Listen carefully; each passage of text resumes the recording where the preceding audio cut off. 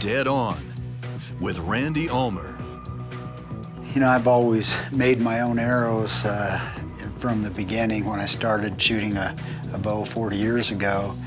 And one of the issues I've always had till recently is it seemed like my points, whether it be a nib point for target shooting or an insert for bow hunting, just never would stay in the shaft. If I shot a hard target and I tried to pull the arrow out, the point would come out, or if I happened to shoot a tree with a broadhead, I'd pull the insert out when I was trying to pull the broadhead out.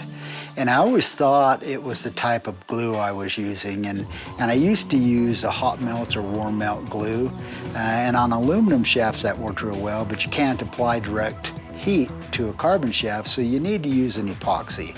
And I used to think it was the glue that was the problem, but I found recently, I'm a slow learner, but if I will clean out the inside of the shaft, especially a carbon shaft, because when you cut the carbon with a high-speed saw, a lot of that sawdust, so to speak, that carbon dust, will get inside the shaft and it actually impedes the bonding process.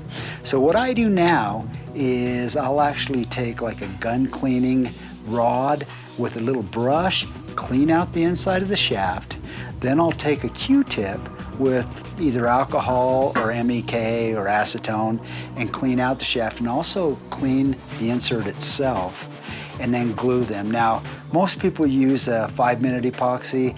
I like to use a 24-hour epoxy because the bond's harder, and also it gives me time to make sure that the insert is actually square with the shaft, concentric with the shaft. And I'll take a broadhead, an insert combination, and put it in.